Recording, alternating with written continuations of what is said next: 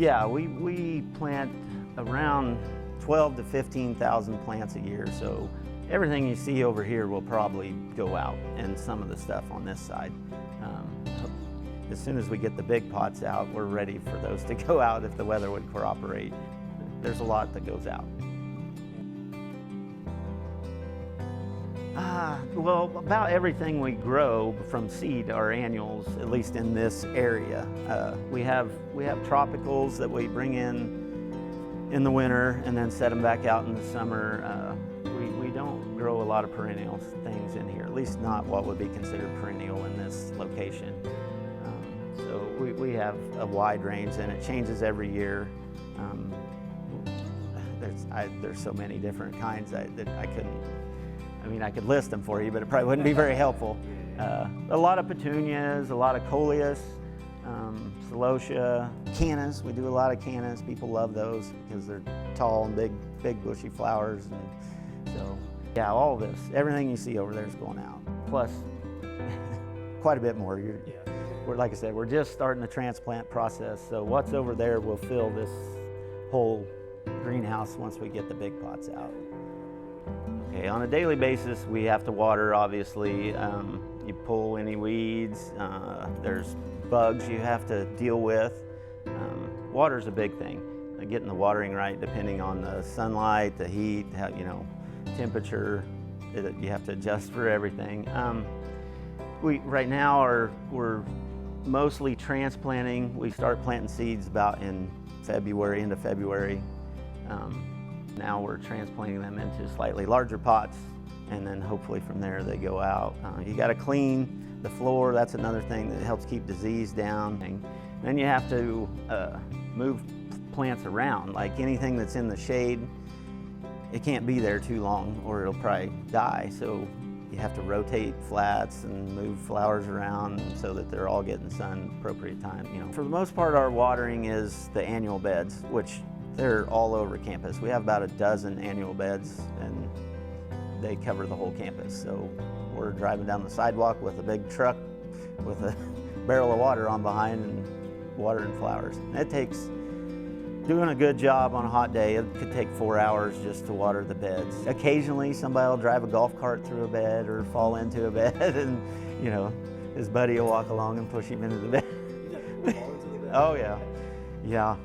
So then you have to constantly be growing new plants and to replace any damaged or died, or maybe we just didn't water good one day and stuff died. That happens. Oh yeah, almost every time we're out, somebody will stop us and say, "Oh, the flowers are beautiful," or "We love that you do that." It's my student workers and stuff, and myself. We get something every day, pretty much, when we're out there. So I think it's worthwhile anyway, I hope. My duties here as arborist is I take care of all woody perennials. So it's not just trees. I take care of the shrubs, the trees. I take care of all the planting, the trimming, removals. I organize outside sources to help with the removals if I can't do it.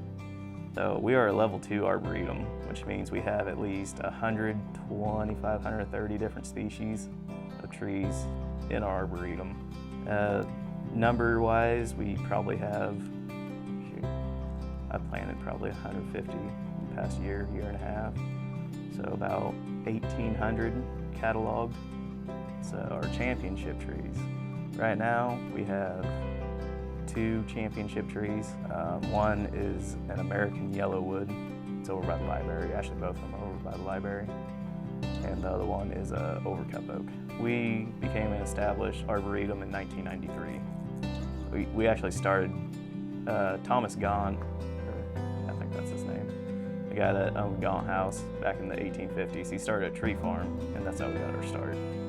The state actually decided that we was going to be the arboretum. I got the stuff up there for it.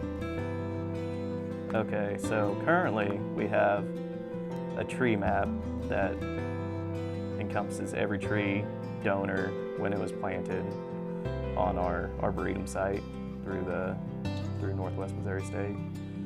You can get on there, find your location on the map, press that dot, and it will show you information on that tree. The benefits are awesome. The greenhouse is awesome, like especially in the winter. It's great to come in here, but you know, the people love the flowers. It's great for their mental health. You know, they're obviously enhance our campus. There's not a lot of campuses that I know of that have this many, you know, annual beds in them and this vast amount of different flowers on their campus. So it's really probably fairly unique, I think. I'm not saying there's not others out there, but I've been to a lot of campuses over the years, and I've not seen a lot with very many with this kind of annual beds, especially because they're labor intensive.